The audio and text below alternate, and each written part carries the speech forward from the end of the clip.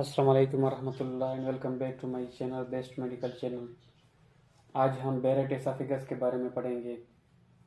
बेरेट oesophagus basically chronic gastroesophageal reflux disease का एक complication है।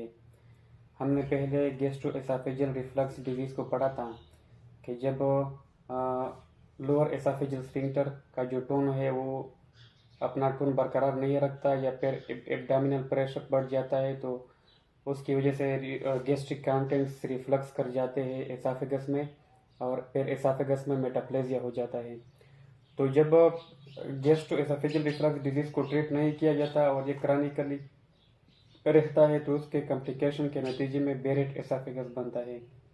बेरेट एसाफेगस है क्या? ये एक इंटेस्टाइनल मेटाप्लेजिया है, यानी इसका मकसद ये है कि नॉर्मली तो एसाफेगस का जो एपिथेलियम होता है वो स्क्वैमस टाइप ऑफ एपिथेलियम होता है, जबकि इंटेस्टाइनल जो एपिथेलियम होता है वो कोलमनर टाइप ऑफ एपिथेलियम होता है।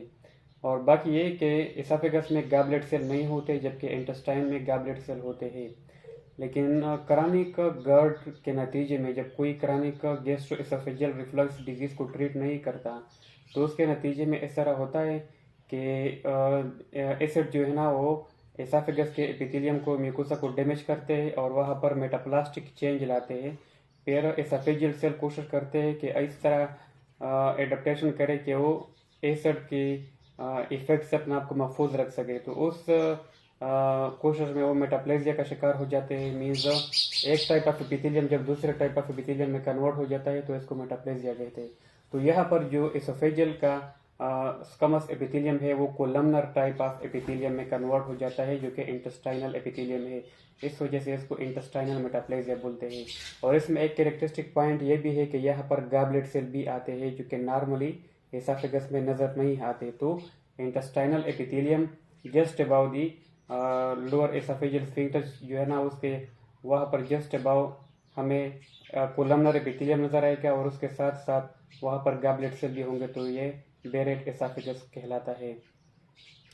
जब बेरेट एसाफेगस होता है पहले गैस्ट्रो एसाफेजियल रिफ्लक्स डिजीज होता है। जब वो long lasting gastro oesophageal reflux disease किसके नतीजे में होता है? वो रिफ्लक्स एसोफेजाइटिस के नतीजे में होता है। तो gastro oesophageal reflux disease reflux एसोफेजाइटिस काज करता है और फिर रिफ्लक्स एसोफेजाइटिस जो है ना वो बेरेट एसाफेगस काज करता है। और बेरेट एसाफेगस अगर रहा तो लॉन्ग लास्टिंग केस में फिर एडिनोकार्सिनोमा ऑफ द एसाफेगस का खतरा होता है उसमें कि वो एडिनोकार्सिनोमा ऑफ द एसाफेगस वहाँ पर हो जाए।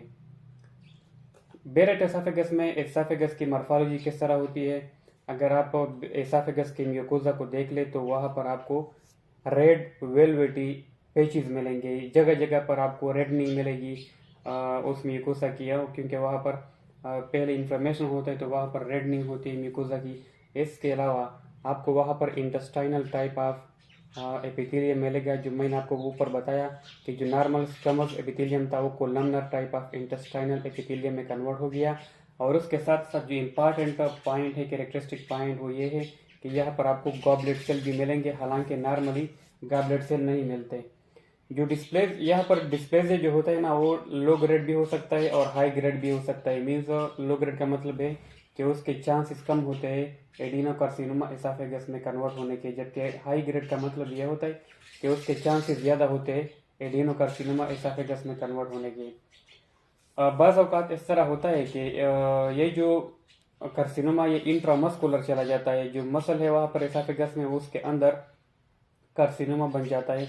ये उस वक्त होता है जब ये डिस्प्लास्टिक चेंज लेमिना प्राप्रिया तक जाए और अंदर जो मस्कुलरस प्राप्रिया वहाँ पर वहाँ से अंदर जाए तो ये सारे जो एसाफेगस की मसल है वहाँ पर इंट्रामस्कुलर कार्सिनोमा बन जाता है as a result of long lasting cases of Barrett oesophagus. तो ये सारे कॉम्प्लिकेशन भी आते हैं और मॉर्फोलॉजी में आते हैं।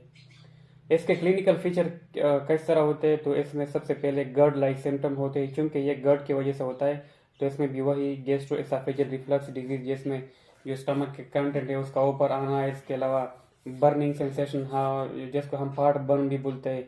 इसके अलावा characteristic type of pain, substernal pain जो एंजाइना की तरह होता है। तो ये सारे जो सिम्टम है गर्ड के वही यहाँ पर भी होते हैं।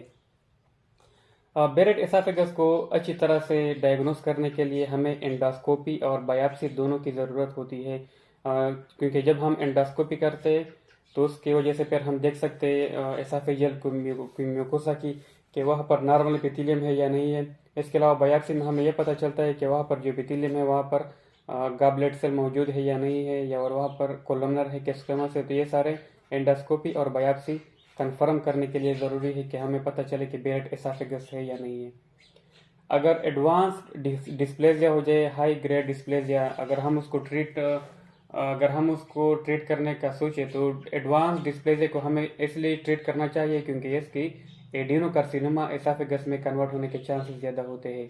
तो इसको किस तरह ट्रीट किया जाता है, इसके लिए मुख्तलिफ मोडेलिटीज़ इस्तेमाल किए जाते हैं, सर्जिकल मोडेलिटीज़।